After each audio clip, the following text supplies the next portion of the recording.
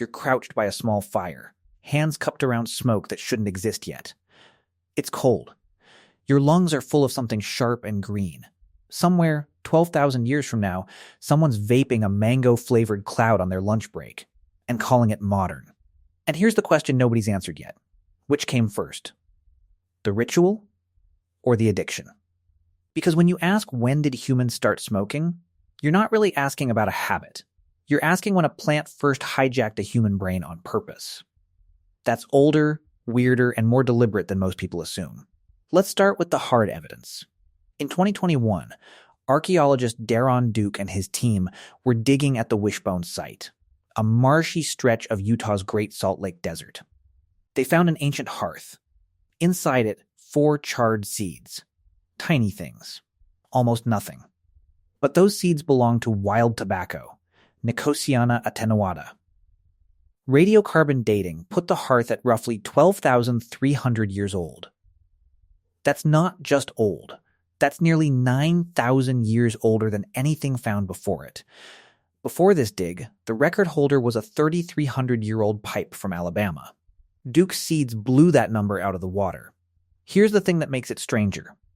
The site itself wasn't growing tobacco. Researchers say the plant wasn't native to that exact marsh. Someone carried it there. On purpose.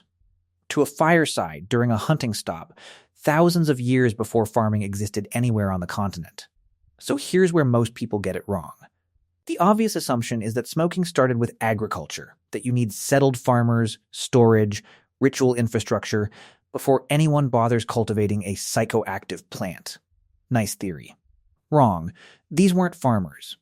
They were Ice Age hunter-gatherers, moving fast, hunting waterfowl, cooking over open flame.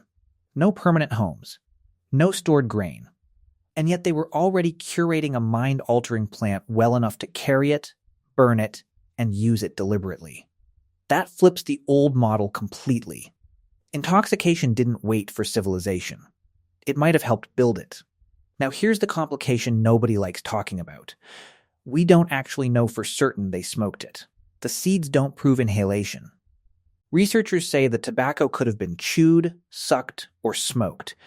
The seeds themselves stay silent on the method.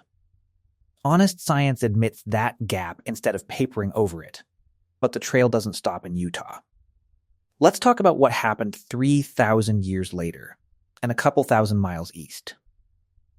In northern Alabama, along the Flint River, archaeologists in the 1930s pulled a carved limestone pipe out of the ground. It sat in a paper bag, uncatalogued, for 70 years. Then in 2018, a team led by Stephen Carmody at Troy University finally tested it. They found nicotine residue baked directly into the stone. The pipe dated to roughly 1685 to 1530 BCE. That's not evidence of tobacco existing nearby. That's someone deliberately inhaling it through a carved tool built for exactly that purpose. And it gets stranger. The same pipe held traces of vanillin and cinnamaldehyde, the flavor compounds in vanilla and cinnamon. In other words, someone was flavoring their smoke. 500 years ago. While Babylon was getting sacked on the other side of the planet, someone in Alabama was basically inventing a menthol cigarette. Turns out, it might be all three, tangled together.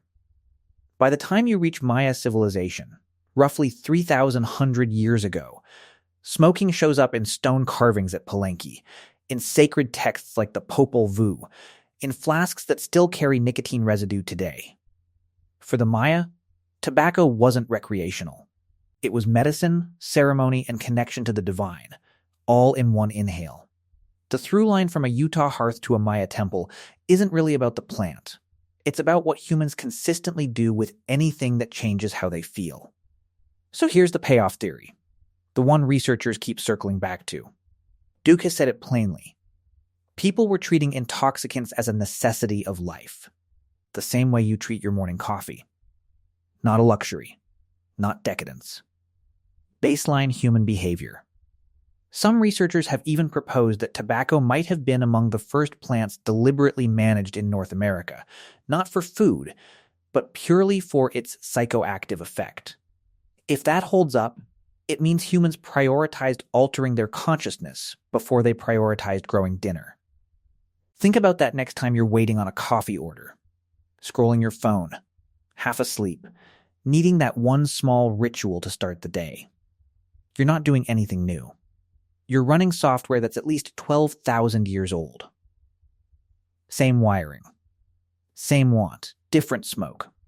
A hunter-gatherer, crouched by a hearth, holding smoke in cupped hands. A carved limestone pipe buried in a paper bag for 70 years. A Maya priest exhaling toward a stone temple. All of it.